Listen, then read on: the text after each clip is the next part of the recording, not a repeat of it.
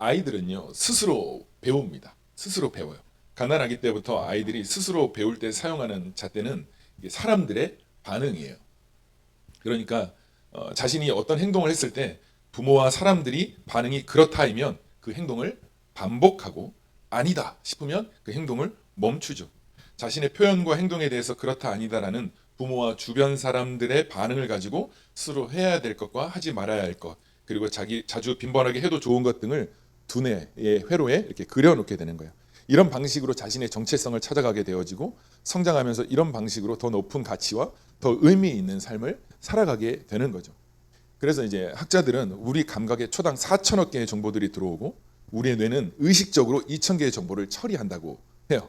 그런데 나머지는 그냥 사라지는 것이 아니라 잠재의식이나 무의식 속에 잠재되어서 그대로 나타나게 되어진다는 거예요. 그러니까 사람들의 반응과 사람들의 옳고 그름을 보고 내가 정보를 수집하는데 그중에서 내가 필요한 것을 꺼내 쓰지만 클리어 번에 다 버려지는 것이 아니라 그것도 무의식 속에 잠재되어진다는 거예요. 그러면서 성인이 되면 전두엽의 의식적 활동이 활발해지면서 그동안 축적되고 다운로드 되어졌던 것들이 활성화돼서 어느 식으로든지 그 정보를 다시 꺼내어서 활용하게 된다는 거예요. 그러니까 부모의 반응은 아이들에게 키보드 자판 역할을 하기 때문에 고스란히 의식이나 무의식 중에 다 입력이 된다는 거예요. 그러니까 아이에게는 싸우지 말라고 말하고 부모는 싸우는 모습을 보이거나 또는 아이에게 화내지 말라고 하고 자신은 아이의 요청에 화를 내는 식으로 반응을 하면 이 아이들은 모든 것에 대한 신뢰를 잃어버리게 되는 거예요. 아이들에게는 부모와 가족이 세상이기도 하기 때문인 거예요. 그래서 부모는 어떻게 가르칠 것인가, 아이에게 무엇을 가르칠 것인가 고민하기보다 어떻게 이 아이들에게 반응할 것인가 하는 것이 훨씬 더 중요하다는 거예요. 어떻게 보여줄 것인가에 대한 명확한 기준을 가지고 있어야 되는 거예요. 이것이 우리들의 삶이고 이것이 교육의 가장 중요한 영역이라고도 할 수 있는 거예요.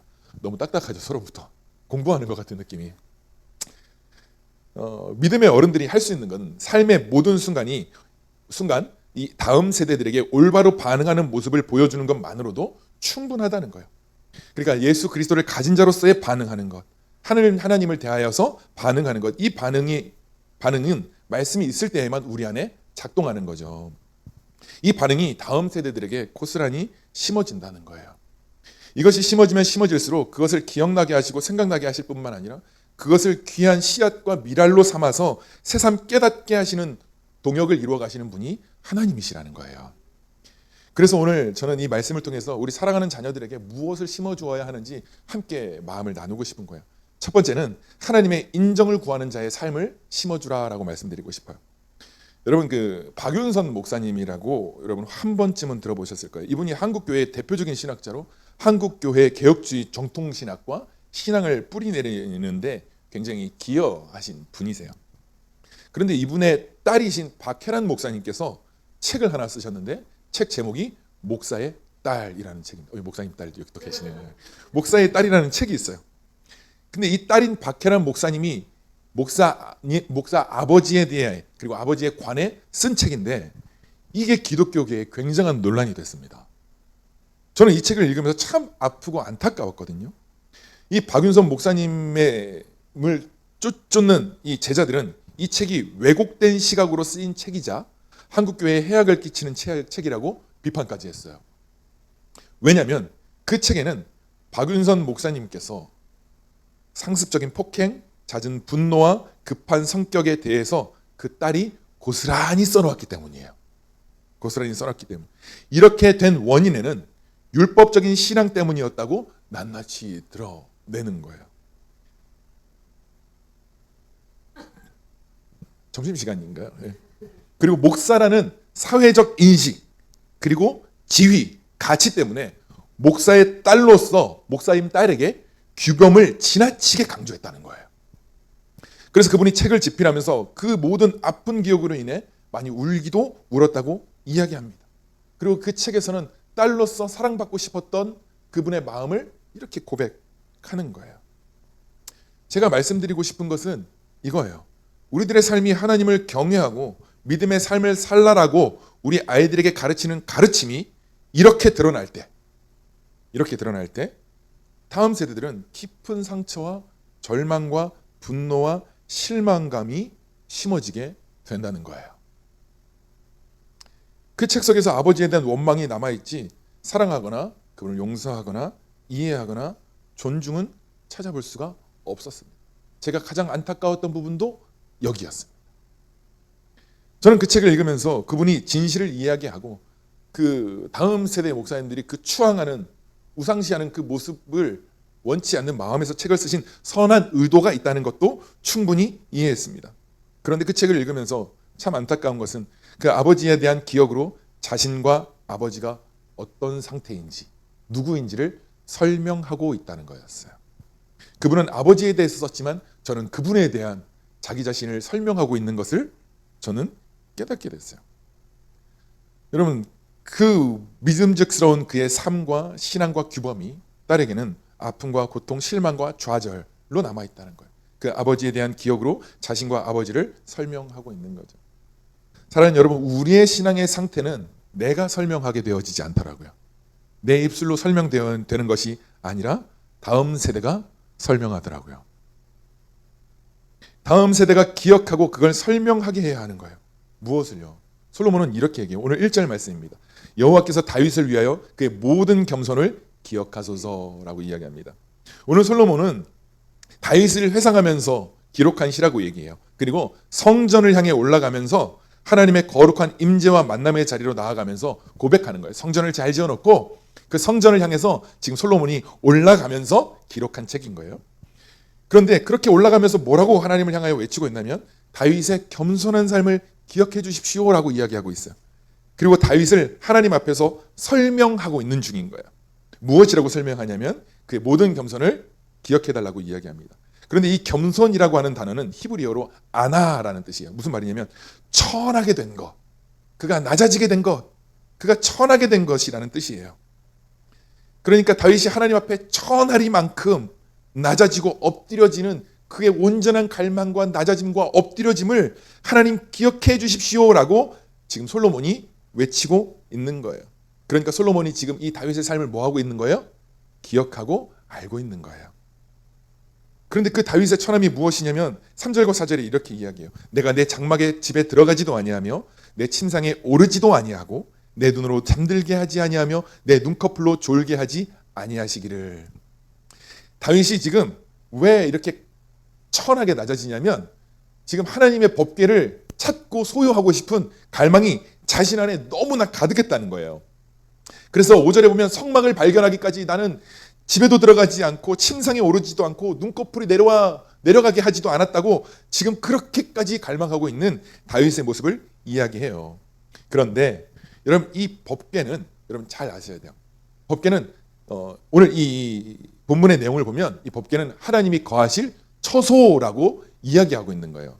그런데 여러분 이 법궤는 하나님의 임재를 상징한다는 거 많이 알고 계시죠?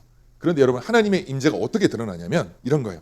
사울이 법궤를 들고 갔을 때 법궤에 무슨 일이 일어났어요? 사울이 전쟁 나갈 때 법궤를 앞세워서 갔잖아요. 근데 무슨 일이 일어났어요? 전쟁에서 이겼어요? 졌어요?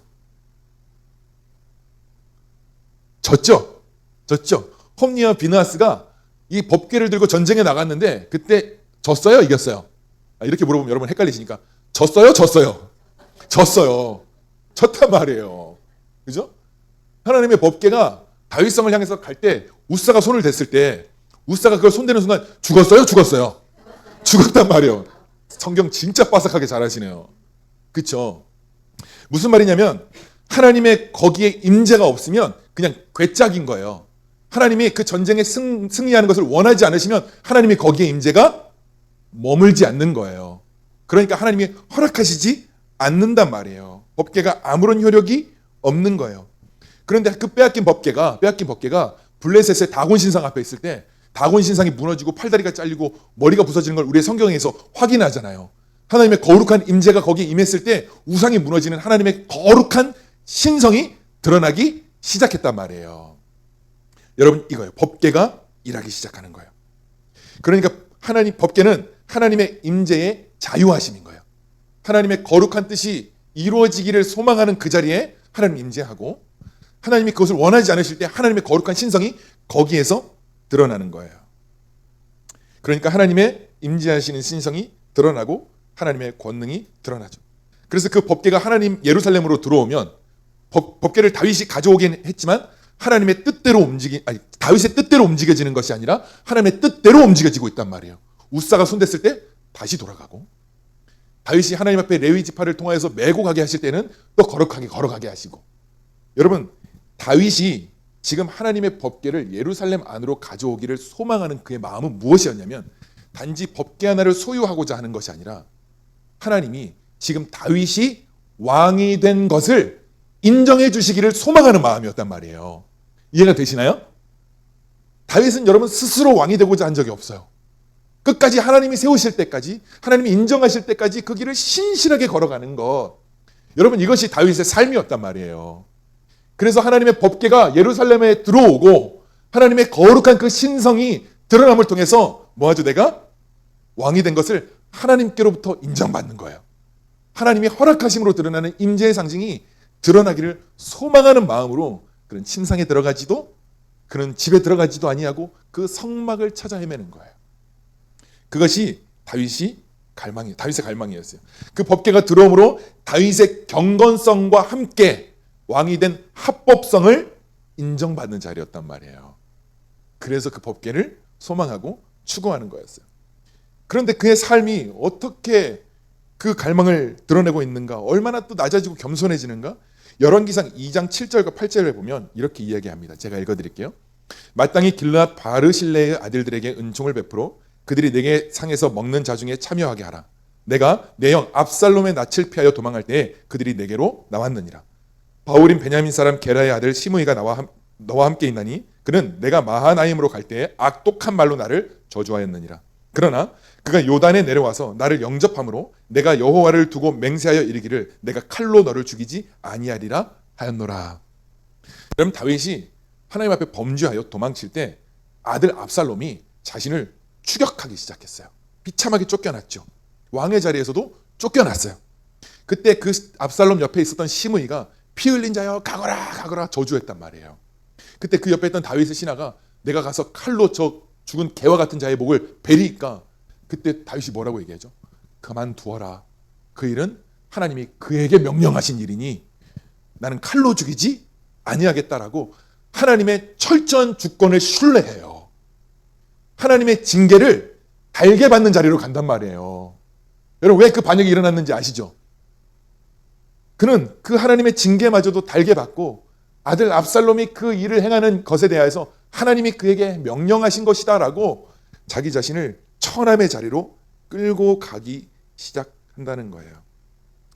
여러분, 그때요, 고통과 어려움 중에 하나님이 침묵하시는 상황 속에서도 남이 나를 해야 하는 고통 중에서도 자기 스스로 왕이 되려고 하지 않습니다. 그렇게 왕에서 쫓겨날 자리에도 그는 스스로 버리고 갑니다. 하나님이 왕의 자리에서 내려오게 할 때라도, 그를 왕의 자리에 올리실 때라도 그는 하나님의 철저한 주권을 신뢰하고 왕의 자리에 미련을 갖지 않습니다. 그래서 그는 그 모든 상황 속에서 신실하게 왕의 자리, 하나님의 약속하신 자리에 하나님이 세우시기까지 그는 멈춤 바 되어지고, 스스로 왕이 되었을 때에도, 스스로 하나님이 왕의 자리에 세우셨을 때에도 그는 이것이 하나님께서 허락하시는 일인지 허락하시지 않는지를 그는 하나님께로부터 확인받고 싶었단 말이에요. 여러분, 이 삶을 솔로몬이 뭐라고 얘기하느냐? 그의 겸손함을 기억하여 주십시오라고 이야기하는 거예요. 그 법궤를 찾았을 때 다윗은 너무 기뻤어요. 그래서 7절부터 9절에는 우리가 그의 계신 곳으로 들어가서 그의 발등상 앞에 엎드려 예배하리로다. 여호와여, 일어나사 주의 권능의 궤와 함께 평안한 곳으로 들어가소서. 주의 제사장들은 의의 옷을 입고 주의 성도들은 즐거이 외칠지어다. 여러분, 이것이 하나님을 예배하는 것이었어요. 하나님이 나를 인정하시고 하나님이 그곳 가운데 거룩한 신성이 드러나기를 소망하고 그렇게 머물러 계시는 그 놀라운 영광 앞에서 다윗은 하나님 앞에 엎드려 예배하겠습니다. 하나님, 그 안에 나는 기뻐하고 즐거워하며 감사하며 그것을 인정하시는 하나님 앞에 우리 제사장들은 거룩한 옷을 입고 즐거이 외치겠습니다. 여러분, 이것이 성도의 기쁨 아니겠어요? 하나님이 인정하시는 것. 사람들은 몰라도 하나님이 그것을 인정하시고, 사람들은 몰라도 하나님이 아신다는 것 때문에 나는 그 앞에서 기뻐히 즐거워하고 즐거워할 수 있는 이 삶이요. 여러분, 구하는 자의 영광은 얻는 거죠. 여러분, 전도하는 이의 가장 큰 상은 뭘까요? 전도하는 사람의 가장 큰 상은? 기쁨인가요? 저는 그런 생각이 들었어요. 전도하는 이의 가장 큰 상은 내가 전도하는 이가 예수님을 믿는 겁니다. 전 이게 너무 멋진 말이라고 생각해요. 여러분, 예배하는 이의 가장 큰 상은 뭐죠? 주님이 예배를 받아주시는 거죠. 다윗의 가장 큰 갈망은 뭐죠? 하나님이 인정해 주시는 거죠. 여러분, 그 상이죠. 여러분, 그것을 얻어 누릴 때 우린 정말 행복하고 기쁘게 되는 거잖아요. 여러분, 이거죠. 여러분, 이 삶은 자녀를 고통 중에 양육하지 않는단 말이에요. 우리 다음 세대들에게 고통으로 가르치지 않게 되는 거예요. 그래서 10절에 솔로몬이 이렇게 고백하잖아요. 주의 종 다윗을 위하여 주의 기름 부음 받은 자의 얼굴을 외면하지 마소서. 하나님이 다윗을 위하여 기름 부음 받은 자 자신 솔로몬을 이야기하는 거예요. 얼굴을 외면하지 말아 주십시오. 하나님, 내가 지금 성전을 향해 올라가는데 하나님, 동일하게 내가 하나님이 왕으로 세우셨음에 하나님, 내가 왕 된 것을 하나님이 인정하여 주십시오. 외면하지 말아 주십시오. 라고 솔로몬이 그것을 고백하고 있는 거예요. 여러분이 하나님께로부터 인정받는 삶이요, 그렇게 반응하고 있는 삶이요, 그것이 우리 다음 세대들에게 심어져야 할, 솔로몬과 같은 우리의 자녀들에게 심어져야 할 거룩한 씨라고 믿습니다. 여러분에게, 그리고 가정에서, 교회 공동체 안에서 이 압살롬과 같은 아들, 시므이와 같은 남편, 시므이와 같은 아내, 주변의 사람들, 상황과 환경들을 만날 때 그 속에서 여러분, 우리는 천한 자로 살고 계십니까? 아니면 남을 천한 자로 여기고 계세요? 성경은 나보다 남을 낮게 여기라고 얘기하는데 우린 자꾸 낮게 여겨가지고 성경을 좀 바르게 해석함이 좀 떨어지는 수도 있어요. 여러분, 우리의 삶을 한번 점검해보고 확인해 봐야 돼요. 내가 갈등하고 있는 시므이와 내가 어려워하고 있는 그 시므이 같은 그런 압살롬과 같은 우리의 자녀들, 그 속에서 나는 어떻게 반응하고 있는가? 부모로서, 하나님의 사람으로서 나는 어떻게 반응하고 있느냐가 여러분, 우리 아이들에게 심기워진다는 거예요. 여러분, 다윗은 지금 시므이 앞에서 반응하고 있는 것이 아니라, 왕의 자리 앞에서 지금 반응하고 있는 것이 아니라 하나님에 대하여 반응하고 있는 거예요. 그때 다윗이 그러잖아요. 그에게 명령하신 것, 하나님이 행하신 일, 하나님이 왕으로 세운 자를, 기름 부음 받은 자를 해하지 아니하는 것, 나를 왕으로 세우신 이는 하나님이시라, 주님이 하신 입니다. 자신의 그 삶을 거룩한 자리로 계속해서 이끌고 가는 거예요. 그 저주 때문에 여호와께서 나에게 선으로 갚아주실 것이다라고. 여러분, 이 선함을 고대하고 갈망하기 때문에 그는 기꺼이 천함의 자리에 나아가서 하나님께 인정받는 자의 삶으로, 그런 갈망으로 주님 앞에 나아가요. 여러분, 저도 제 아내 전시므이와 함께 살아가고 있어요. 그 전시므이와 아내에게 허락받았어요. 여보, 제가 오늘 설교하러 갈 때 전시므이라고 소개해도 되겠습니까? 나는 김다윗, 당신은 전시므이. 바꾸면 안 되겠냐는 거예요. 설교 예화상 맞지 않는다고 이야기를 했어요. 그런 전시므이와 심각하게 다툰 날이 있었어요. 늘 심각하게 다투면 끝이 없습니다. 그 전시므이의 MBTI는 ISTJ예요. 저 김다윗은 MBTI가 ENFP예요. 하나도 맞지 않아요. 우리 큰딸도 저하고 안 맞아요. 엄마랑 똑같아요. 근데 우리 둘째 딸은 저하고 또 똑같아요.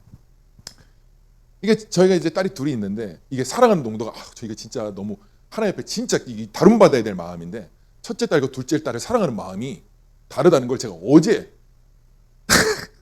아내는 미리부터 알고 있었지만 뭐 이렇게 놀라세요? 여러분, 안 그러신가 봐요?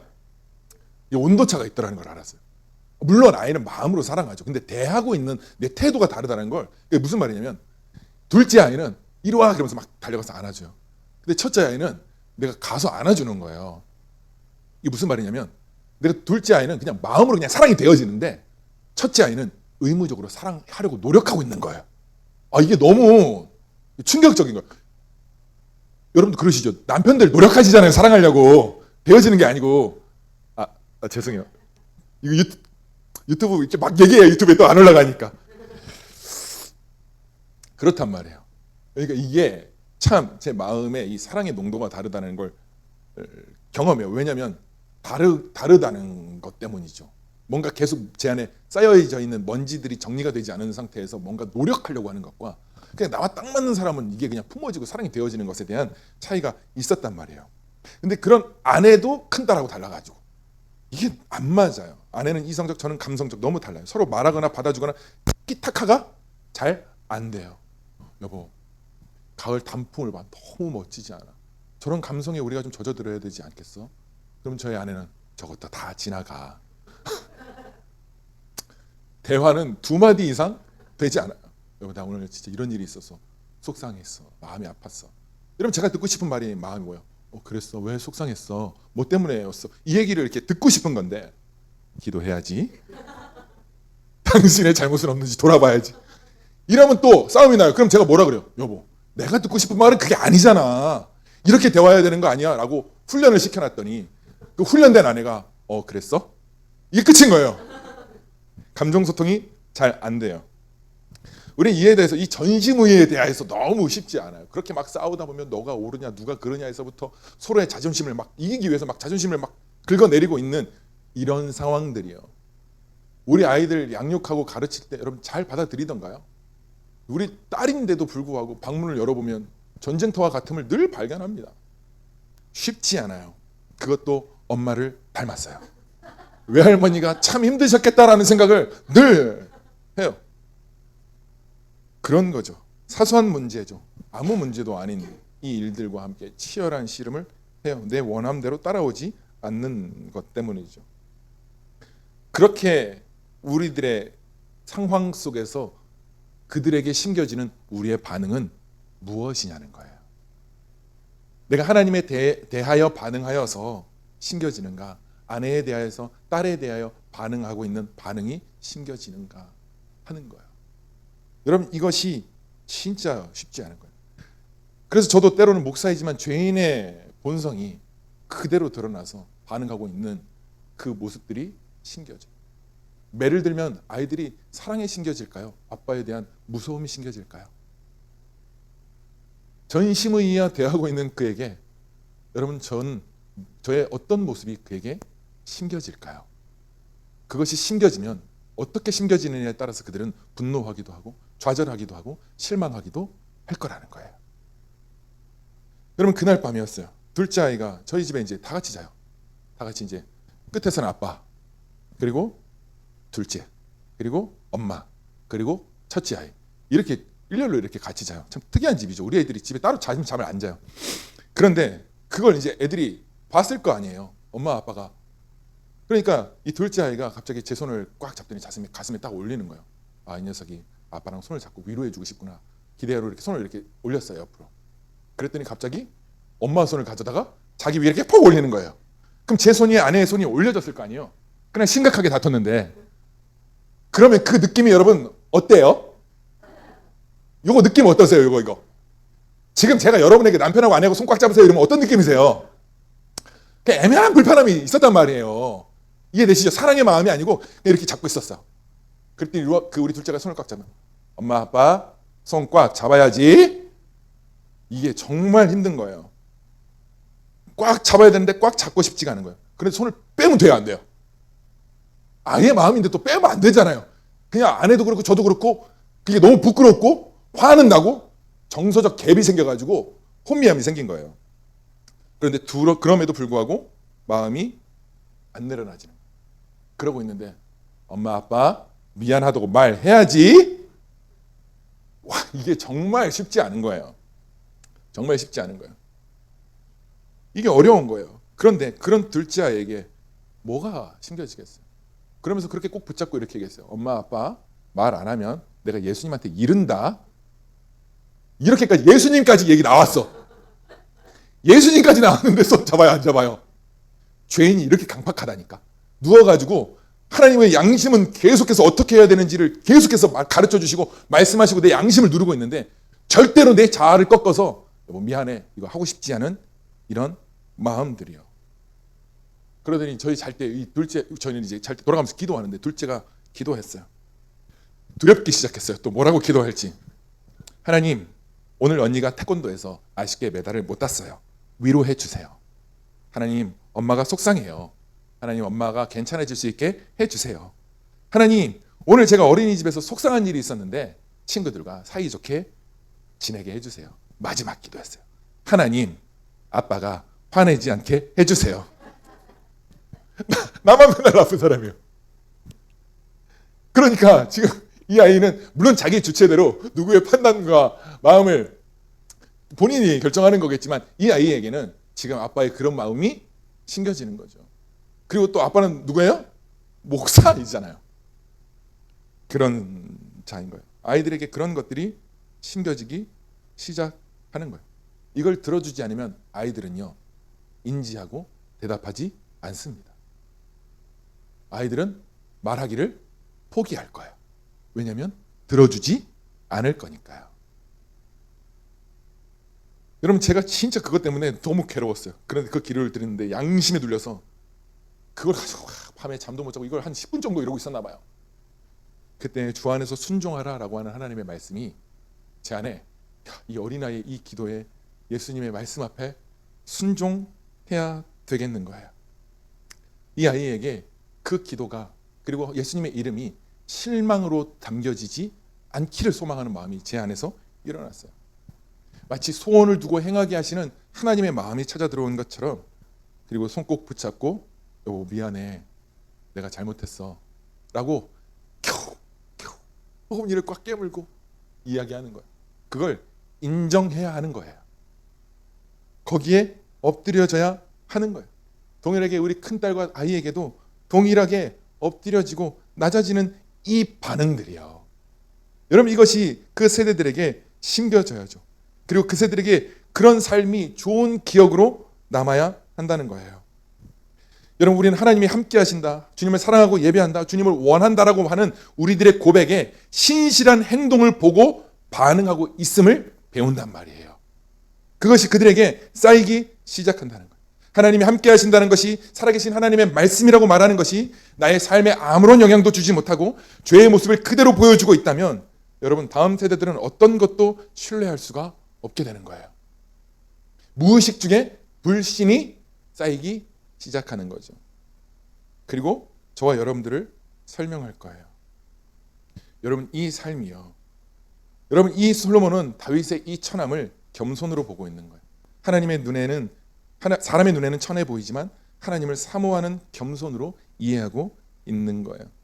그 삶이 솔로몬을 움직이는 좋은 기억이 되고, 그가 생각해내고 하나님께 다윗의 삶을 설명하게 되는 거예요. 우리의 삶을, 그것을 설명할 수 있어야 하는 거죠. 그럼 때로는 우리가 이런 실수와 오류들에 빠져요. 그 속에서 나 자신을 하나님 앞에 가꾸고 그렇게 반응되어지기보다, 여러분, 우리는 다음 세대를 보면서 놓치는 것 중에 하나는, 내가 그런 신실한 반응의 자리로 가기보다 나의 하나님을 사랑하는 열정이 다음 세대들에게 오히려 불편한 기억으로 가요. 그게 무슨 말이냐면, 내가 하나님을 사랑해서 다윗과 같은 온전한 반응이 다음 세대에게 심겨져야 하는데, 나의 사랑하는 열정이 다음 세대들에게 가시와 같이 들려질 수 있어요. 큐티를 하지 않았다. 예배를 드리는 모습이 왜 이래? 찬송을 그렇게 하면 안 되지. 예배의 형식과 시간을 지킴이 좋은 기억으로 남지 않고 강요와 억압과 눈치와 부담으로 전혀 불편한 기억으로 자꾸 남게 되는 거예요. 우리의 가르침이요, 부모를 공경하지 않으면 어떡하죠? 칼이 되죠.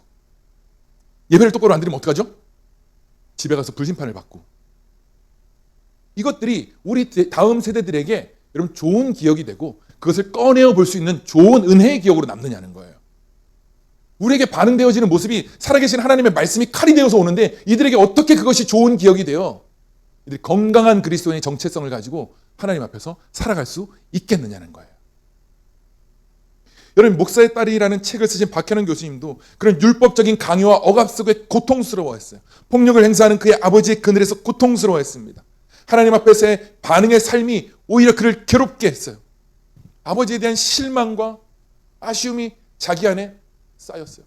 그런데 이것을 뭐하죠? 자꾸 외면해야만 하는 이 고통에 있는 거예요. 이것을 꺼내서 이야기하지 못하는, 고발하라는 뜻이 아닙니다. 자기 안에 실망감이고 서운함이고 아쉬움이고 절망감이지만 이걸 처리하지 못하고 외면한 채 살아가는 삶을 살아가게 되는 거예요.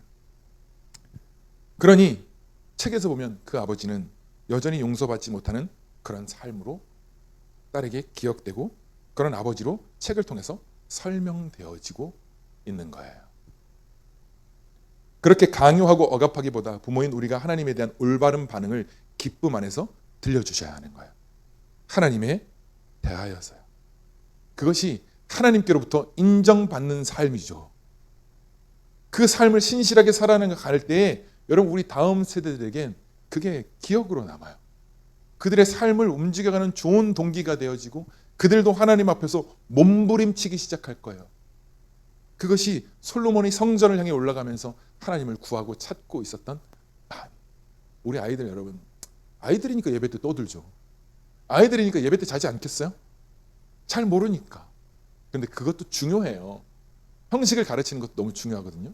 그런데 형식을 내용을 담고 있는 이 형식인데 이 내용이 훨씬 더 중요하죠. 왜 그렇게 하는지. 그렇게 가르치기보다 내가 누리고 있는 내가 왜 그렇게 하는지에 대한 이 올바른 하나님께 대한 인정을 받는 반응이 여러분 이 다음 세대들에게 흘러가야만 하는 것입니다. 벌써 끝마칠 시간인데 첫 번째 하고 끝내야 되나요? 끝낼까요? 저도 또 출근해야 되니까 오늘 또 출근하셔야 된다 그래가지고 가서 또 열심히 일해야 돼요. 두 번째 말씀드리고 싶은 것은 하나님과의 관계를 심어주라라고 말씀드리고 싶습니다. 여러분 선물을 받고 싶어하는 이가 좋아야 하는 거죠, 그렇죠? 그래서 내가 주고 싶은 것이 아니라 받고 싶은 것을 주는 거죠. 그러나 때로는 그가 원하는 것보다 더 좋은 것을 줄 수 있는 것이 지혜입니다. 하나님도 우리에게 선물을 주셨죠. 하나님의 은사는 그리스도 우리 주 예수 안에 있는 영생이라고 이야기합니다. 하나님 우리를 원하는 것보다 더 좋은 것을 주셨어요. 다윗은 세상의 부귀 영화보다 더 좋은 것을 솔로몬에게 주었단 말이에요. 하나님을 경외하는 거예요. 여러분 저는 부모님으로부터 신앙을 받지 못했잖아요. 부모님으로부터 신앙을 받지 못했어요. 그러나 하나님이 허락하신 곳곳에 숨겨놓은 사람들로부터 복음을 듣게 하시고 상상하지 못했던 곳에서 은혜를 터뜨려 주실 뿐만 아니라 목사가 된다는 건 상상도 못했고 주변에 있었던 사람들도 이해할 수 없는 일이었어요. 저 스스로도 내가 구원 받을 수 있는지 없는지에 대한 의문이 있었습니다. 무언가 종교생활과 교회는 열심히 다니고 있는데 제 안에 뭔가 해결되어지지 않는 이 신앙에 대한 답답함과 목마름이 제 안에 너무 많았거든요. 하나님의 은혜와 사랑을 깨달을 수 있을지 생각도 못했습니다. 그래서 그걸 알고 싶은데 기도하라 그래서 열심히 기도했는데 답답했거든요. 하나님 날 사랑하신다고 하는데 이게 제 안에 담아지지가 않는 거예요. 지식으로는 열심히 배웠어요. 그런데 제 안에 담아지지 않는 거예요. 이게 담아지면 제 안에 뭔가 에너지가 솟아야 되고 내 안에 뭔가 드러나야 되잖아요. 아무것도 드러나지 않는 거예요. 어떤 힘도 능력도 되지 않는 거예요. 그걸 믿으라고 해도 마음 같지가 않는 거예요. 믿으라고 하는데 어떻게 믿어요, 여러분? 마치 벼랑 끝에서 걸어가 봐. 괜찮아. 떨어도 안 죽어. 걸어요, 못 걸어요? 마치 못 걷는 것처럼요. 못 믿겠는 거예요. 안 믿어지는 거예요. 그런데 지금 돌이켜보면 그 주님의 사랑을 온전히 깨닫게 하시고 만나게 하시기까지 하나님의 모든 섭리 중에 있었다는 것을 저는 그때 알게 됐어요. 제가 어느 날 그런 저에게 새벽에 새벽 기도를 가는데 새벽 기도를 가는 건 그냥 정말 주님의 은혜를 구하고 싶은 거 아니라 그냥 소원 성취 문제 해결을 하려고 청년들의 그때 분위기가 새벽 기도 기록 경실을 누가 하느냐 그러니까 막 100일을 작정하고 했는데 누가 끝까지 갔느냐가 목적이지 은혜를 받고 하나님을 사랑하고 뭐 이게 목적이 아닌 거예요. 그러니까 새벽 예배를 똑같이 나간다고 해도 목적이 다르면 여러분 그건 하나님 앞에 경건이 될 수 없어요. 맞나요? 하나님이 그것을 기억해 줄 거라고 생각하지 마세요. 100일 360일 새벽 작정 기도했느냐? 이런 얘기하면 너무 과격하죠. 흥분하지 않고. 그것보다 더 중요한 건 너 거기 왜 나왔어? 무엇 때문에 나온 거야? 이게 훨씬 더 중요하다는 거예요. 전 그 100일 기도 어디 가서 100일 기도 작정 청년 때 그런 거 부끄러워서 청년들한테 지금 말 못해요. 그건 죄였다고 말할 수는 있어요. 그랬단 말이에요. 그렇게 갔는데 그런 상태로 그냥 간 거예요. 근데 한 분이 저에게 갑자기 조깅하시는 분이 막 달려오면서 저를 안아줄 줄 알았어요. 제 앞까지 딱 달려와가지고 하나님은 당신을 사랑하십니다 하고 막 손살같이 또 달려가는 거예요. 그래서 뭐 저런 사람들이 다 있나. 근데 뭔가 제 안에 움찔했어요. 제 마음에 그냥 움찔했어요. 그냥 끝이었어요. 새벽 기도까지 갔죠. 그래 또 한참 지나서 한참을 걸어가고 있는데 한 대학생이 저를 와가지고 제 손을 꼭 붙잡고 사형리를 전하기 시작했어요. 이제 CCC 복음을 전한 거죠. 그리고 저를 손에 꼭 붙들고 저를 따라하시겠습니까? 주님을 영접하시겠습니까? 저는 죄인입니다. 하나님 구주로 영접하겠습니다. 이 기도를 해준 거예요. 그때 정말 오색하고 낯설고 사람들 지나가다 다 쳐다보고 창피한 것만 있지 그게 은혜가 되거나 나는 사형 그걸 고백했다고 해서 구원받았다는 확신이 제 안에 들지 않았단 말이에요. 그 CCC 학생분들의 수고가 헛되다는 거 절대 아닙니다. 아시겠죠? CCC 출신. 오늘 굉장히 많이 등장하시네요. 스펙이 좋아서 그래요. 그게 저를 어떻게 막 해결할 수 있는 것이 아니었어요. 고등학교 시절 처음 교회를 가가지고 수련회 가면 얼마나 졸려요. 예수님도 안 믿는데 저녁 집회를 막 2시간, 3시간씩 하고 기도 계속 해가지고 사람 미치게 만드는 그 수련회잖아요. 가가지고 졸려가지고 막 졸고 이렇게 막 그냥 푹 숙이고 있는데 그때 저보다 2살 많은 누나가 와가지고 무릎을 꿇고 제 앞에서 기도하는 거예요. 왜 그래? 그래서 졸려서요.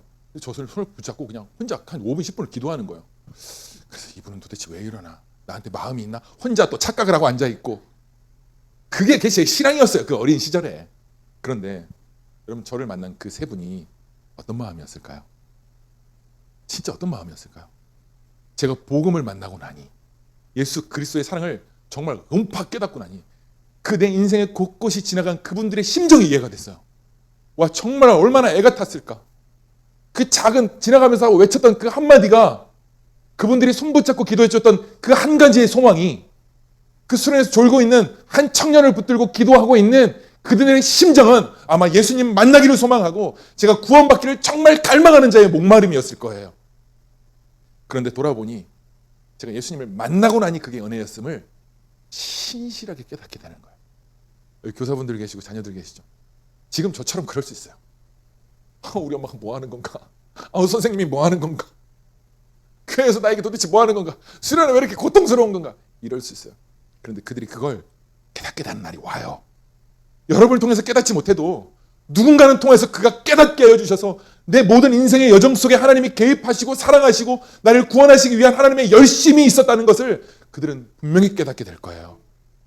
전 그걸 잊을 수가 없어요. 그래서 그들을 위한 기도하게 돼요. 무명한 자로 하나님 내 때에 그들이 깨닫게 되어지지 못할지라도 하나님 열심히 심고 물을 주어 자라게 하시는 하나님의 영광을 멀리서 보고 싶은 거예요. 그러니까 여러분 우리 아이들이 지금 변하지 않는다고 해서 여러분 말씀을 들고 말씀을 칼로 가르치지 않으시길 바라요. 고통스러운 기억으로 그들에게 남게 되지 않기를 바라는 거예요. 여러분 다윗에게도 자녀들이 많았잖아요. 압살롬은 반역했어요. 아도니아도 반역했습니다. 암논은 누이를 겁탈하기도 했습니다. 이런 고통의 시간을 보면 다윗은 분명히 여러분 뭐 했죠? 교육에는 실패했는지 모르겠어요. 그러나 여러분 하나님이 다음 세대를 깨닫게 하시고 여러분 솔로몬이 하나님을 알게 되어지고 믿음의 사람들이 하나님을 알게 된 그 일이 여러분 우리의 상식으로 이해가 됩니까? 언제부터 갑자기 믿음이 생겼는지 어떻게 우리가 이 자리에 있는지 여러분 상상이나 하셨어요? 하나님의 일하심을 우리는 기대하는 수밖에 없어요. 그것을 기대함으로 우리의 삶을 성실하게 살아가야 하는 그 이외에는 없는 거예요. 우리 다음 세대들 어떤 것을 주어도 다음 세대는 바뀌지 않아요. 성품 괜찮은 사람, 착한 사람으로 얼마든지 바꿀 수는 있죠. 예배 형식을 갖춘 사람, 여러분 얼마든지 바꿀 수 있어요. 오은영을 만나도 부모님 바뀌더라고요. 오은영 만나도 애들이 바뀌더라니까요. 그런데 여러분 신앙은 그렇게 바뀌는 게 아니더라고요. 믿음은 그렇게 해서 바뀌는 게 아니더라는 거예요. 오은영 만나도 착해질 수 있고요. 오은영 만나도 성품 괜찮아질 수 있어요. 맞죠? 근데 예수님을 만나도 성품이 바뀌어요. 자기의 자아를 십자가에 못 박을 거니까요. 여러분 이게 신앙이죠. 여러분 다른 교육이 틀렸다는 말이 아닙니다. 오해하지 마세요. 그러나 여러분 지금 왜 참고 왜 인내하세요?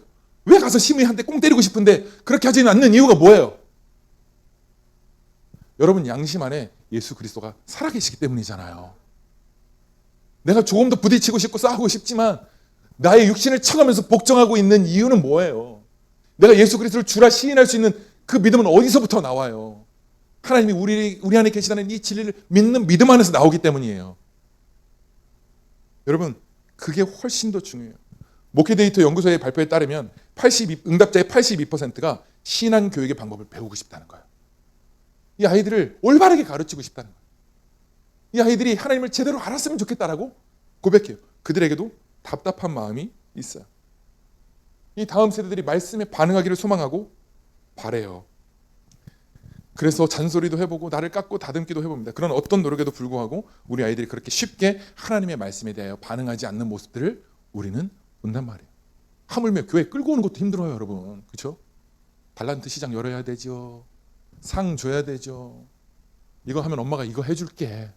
야, 1년만 나와봐. 그럼 내가 그렇게 하는 이유가 뭐예요? 그들은 그 목적을 사모하면 달려오지만 여러분의 목적은 뭐예요? 그 안에서 예수님 좀 만났으면 좋겠다 하는 이런 심정으로 애쓰는 거죠. 하나님 그거 아실 거예요. 모르시지 않을 거예요. 그런 소망감이 있기 때문에 우리는 그렇게 열심을 드러내고 나타내야 되는 거예요.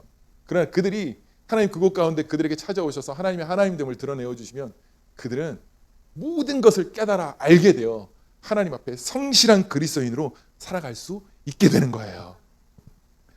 여러분, 그렇게 하실 수 있는 하나님의 능력을 믿으며 우리는 뭐 하는 거죠? 행하는 거죠. 하나님과 동역하는 거예요. 하나님께 애들 맡기지 마세요, 여러분. 하나님은 뭐예요? 여러분에게 맡기셨다고요. 그럼 누구한테 맡긴 거예요? 하나님과 동역하는 거예요. 나의 그 삶 안에 일하실 하나님의 열심과 함께 동역하는 거예요. 그렇게 어떻게 동역해야 되는가? 여러분, 오늘 역대상 22장 10절에는 이렇게 얘기합니다. 그가 내 이름을 위하여 성전을 건축할지라. 그는 내 아들이 되고 나는 그의 아버지가 되어 그 나라 왕위를 이스라엘 위에 굳게 세워 영원까지 이르게 하리라 하셨나니. 여러분, 이게 다윗에게 주어진 하나님의 열심이었어요.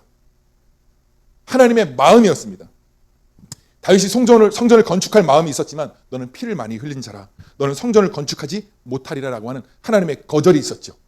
그 거절 앞에 다윗은 뭐 하죠? 그대로 마음을 접습니다. 그리고 하나님께서 다음 세대인 솔로몬을 향한 하나님의 약속을 받아 누린 다윗이요.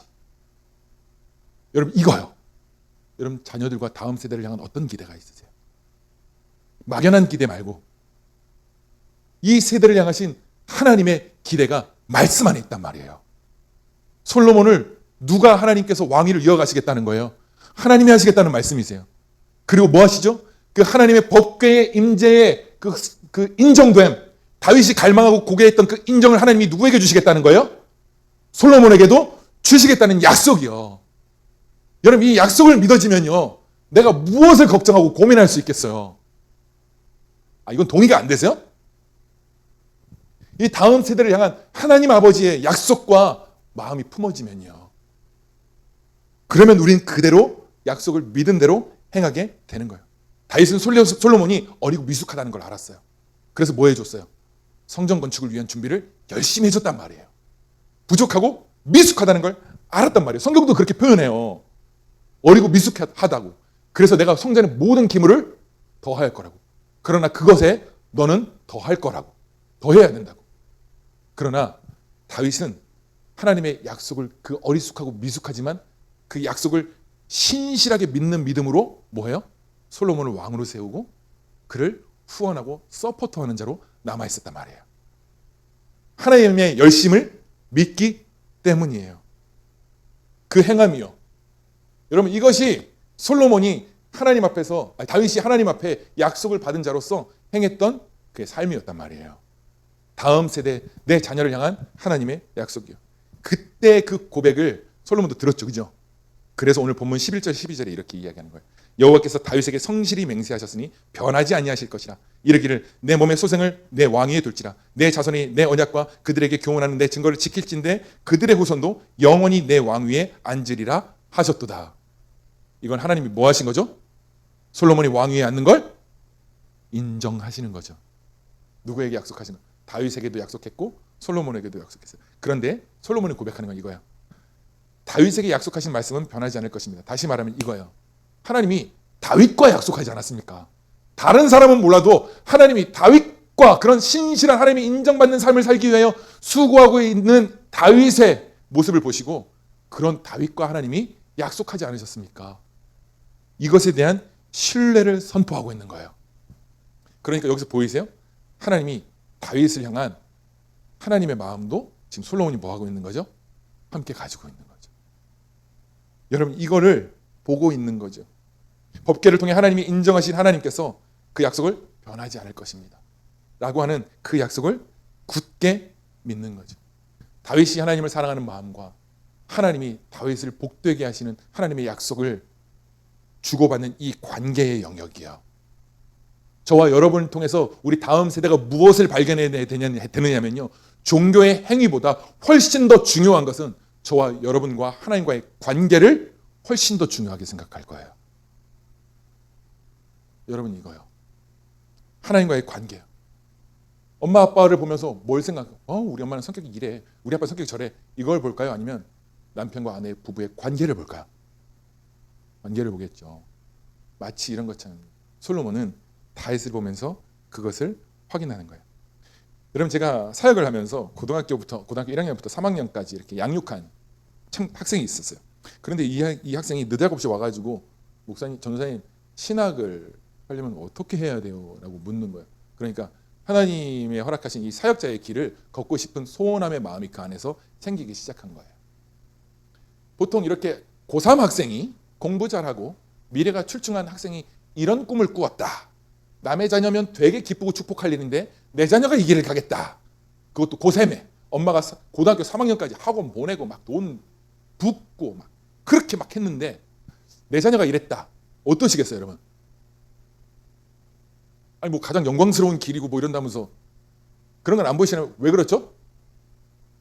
힘드니까. 그러니까 여러분은 목회자를 보면서 힘든 것만 보신 거야. 목회자로서의 사는 삶에 대한 기쁨과 즐거움이 기억되기보다는 목회자의 삶으로 걸어가면서 얼마나 고통스럽고 힘들고 막 쥐어짜내는지 이건 못 본 거예요. 그냥 살아가면서 우와 정말 너무 행복하고 즐거워 하나님이 정말 이걸 내가 기쁨으로 달려가고 있는 걸 본 적이 없고 그냥 하나님 제 때문에 고통스럽습니다. 교회 때문에 이것만 막 보니까 힘들다고만 느껴지는 거죠. 맞죠? 그래서 저는 목회의 삶을 살면서 힘들다라는 거 보여주고 싶지 않아요, 사실. 하나님을 이런 얘기하면 다른 목사님들 이렇게 비하할 수 있는 거니까 죄송해요. 오해하지 마세요. 자꾸 왜곡해가지고 이런 언어 중에 교만해가지고 갑자기 다른 사람 나쁘고 지만 괜찮은 것처럼 얘기하는 교만에 불쑥불쑥 올라올 수 있으니 너무 죄송해요. 목사님 다 좋은 분이에요. 아시겠죠? 특히 우리 송혜진 목사님, 우리 또 원로 목사님 너무 좋으신 분들이. 진심이에요, 여러분. 제가 하는 말 무슨 말인지 이해가 되시죠? 그러니까 이분도 고3 학생이 간다고 하니 그냥 힘든 길만 보이는 거예요. 익숙한 반응을 배웠으니까 듣고 말하고 배운 게 그런 거니까. 그러니까 이 부모님도 목회를 가는 거 쉽지 않다는 거, 밥벌이 안 된다는 거죠. 힘들다는 거죠. 고통스럽다는 거죠. 여러분 그런 고난만 보이니까. 정말 그런데 그런 고백을 한다는 건 그 학생이 그런 고백을 한다는 건 정말 은혜예요. 그래서 간단히 말했습니다. 진리가 결론되게 하라. 무슨 말이냐면 제가 뭘 가라 마라 할 수는 없잖아요. 마음이 있다고 할 수 있는 것도 아니고 마음 없는 사람 억지로 끌고 갈 수 있는 것도 아니고 저의 그냥 뜻대로 진리가 결론되게 하라. 그리고 가서 기도하고 부모님께 마음 나누고 하나님께로부터는 확정된 마음이 있으면 그때 기도하고 너의 그 소원한 마음을 하나님 인정해 주시는 하나님 진리가 확실히 임하거든. 그때 너의 마음을 결정하고 부모님과 상의하고 나누고 그리고 함께 기도하자고. 그런데 본인에게는 확신이 있는데 엄마한테 얘기했다가 불벼락을 맞은 거죠. 그러니까 불벼락을 맞은 부모님이 그 다음 일은 어떻게 했겠어요? 이러면서 이제 교회를 찾아오셨어. 그게 저를 찾아온 거죠. 애들이 교회에 미치게 하시면 어떡하냐고. 그러니까 애들 너무 교회에 묶어놨다는 거예요. 공부를 안 한다는 거예요. 이런 얘기를 들어요. 부모님에게로부터. 진짜 정말 실망. 정말 가슴이 아파요. 정말 하나님을 누리고 즐거워하는 그들의 모습은 부모님들에게도 안타까워 보이는 거예요. 신앙, 예수님 믿고 경건생활 잘했으면 좋겠는데 정말 그렇게 따라가려고 그러면 말리고 싶은 거예요. 말리고 싶은 거예요. 그런데 이분이랑 막 이런 여러 가지 대화를 하다가 이분도 하나님 앞에 기도하시고 우리 함께 하나님의 마음, 하나님 선하신 뜻 그냥 아마 서운함과 걱정된 두려운 마음으로 찾아오셨던 거예요. 그래서 이분도 한 주간 기도하기로 결정하고 우리 다 같이 그것에 대한 하나님의 마음을 가지고 기도했는데 다시 만나게 됐어요. 그래서 어떻게 하시기로 하냐고 물었더니 보내기로 했습니다. 말씀하시는 거예요. 근데 좀 궁금하잖아요. 왜 보내고 싶은지. 저는 항상 동기가 중요하거든요. 왜 보내세요? 왜 뭐 때문에 어떤 은혜가 있으셔서 그렇게 포기하실 수 있으셨어요? 물었더니 그분이 이렇게 얘기했어요. 하나님이 저를 위해서 하나밖에 없는 외아들을 주셨는데 내게 있는 외아들 기꺼이 하나님 앞에 드리겠다고. 그 하나님의 마음을 그냥 온팡 받아가지고 하나밖에 없는 그 외아들 그렇게 양육하고 키운 아들을 신학을 보내기로 결정하신 거예요. 그러니까 그 이야기를 학생도 울고 엄마 그 정도의 확신이면 그런 정도면 엄마 내가 이제 마음을 편히 가져도 되겠다. 이런 고백으로 하나님의 허락해 주신 길을 걸어요. 동역한단 말이에요. 여러분 제가 말씀드리고 싶은 것은 이거예요. 우리 다음 세대를 향한 하나님 아버지의 약속과 하나님의 마음이 부음받지 않으면 여러분 우리 다음 세대들은요 기대하지 못할 거예요. 어떤 것도 받아들일 수가 없는 거예요. 말씀을 가지고 이렇게 해라 저렇게 해라 재단을 할 수 있을지 모르겠지만 그 살아계신 하나님의 말씀이 내게 들려서 이 아이들에게 대하고 있는 행동으로 하나님의 관계가 설명되어지기 때문에 그래요. 이해가 되시나요? 귀로 듣는 게 아니고 살아계신 하나님의 말씀이 내게도 들려지고 나는 그 약속에서 신실하게 반응하고 있는 하나님과 내가 하나님이 하나님 되시고 나의 친구가 되시고 나의 좋은 동역자가 되시고 그분의 마음과 함께 공유하여 사는 것. 여러분 이것을 함께 흘려보내줄 때요. 이 다음 세대들이 그걸 신뢰하지 않겠어요? 그런데 우리는 이런 마음을 공유하기보다 이 말씀을 가지고 이렇게 살아라 저렇게 살아라 이렇게 해라 라고만 다가오니 여러분 이게 어떻게 좋은 기억으로만 다가오겠어요? 그렇죠?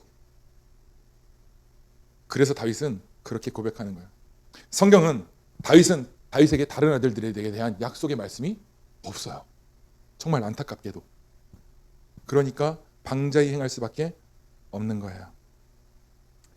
그러나 솔로몬의 구원의 여정에 대해서 주님은 약속하시고 말씀하셨어요. 엘리 제사장에게 하나님의 말씀이 무시되어지기 시작할 때 그 홈리와 비누아스가 어떻게 되어지죠? 방자히 행하고 자신의 소견대로 행하게 되어지는 거예요.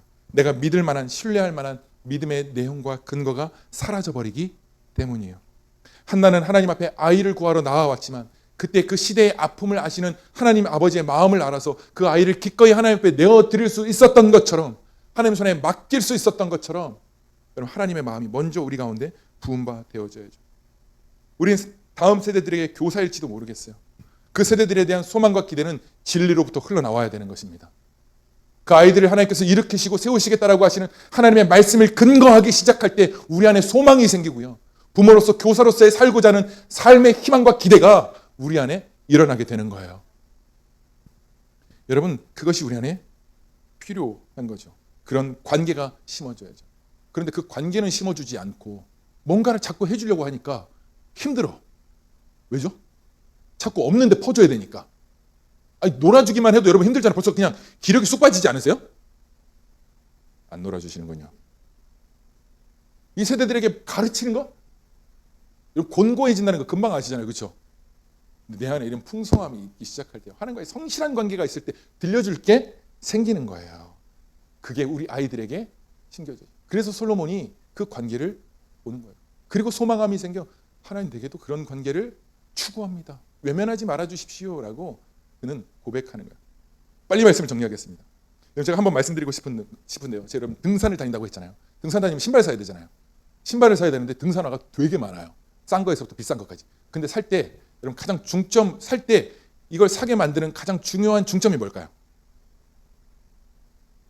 물론 얼마나 좋은 건지 봐야 되겠지만 이걸 좋은 걸 알려면 어떻게 해야 돼요? 신어봐야 되겠죠. 근데 돈을 주고 살 수는 없잖아요. 다 신어볼 수는 없잖아요. 신발 하나 사려고 막 30군데를 돌아다니면서 막 신어보고 빼보고 이럴 수 없잖아요. 신어본 다음에 나중에 잘 맞는 걸 고르긴 하겠죠. 그런데 여러분 등산화 하나 살 때 여러분 제가 유튜브를 한 3일 검색합니다. 유튜브 검색할 때 3일 검색. 왜 검색해요? 후기 맞습니다. 후기를 보고 어떤 게 좋은지 별점을 보고 선택하고 결정한단 말이에요. 그런데 그런 후기가 없으면 사요 안 사요? 안 사요. 안 산단 말이에요. 우리 세대가 들어야 할 영역이 여러분 바로 이 부분이라는 거예요. 우리가 그걸 신어보고 얼마나 괜찮은지 얼마나 좋은지에 대하여서 듣고 싶은 거지. 그거 왜 신고 다녀? 이렇게 이거 신어 강요해야 될 게 아니라는 거예요. 화려한 포장과 광고가 필요한 것이 아니라 리뷰가 필요하다고요. 진짜 좋은 건지 가짜인지 봐야 한단 말이에요.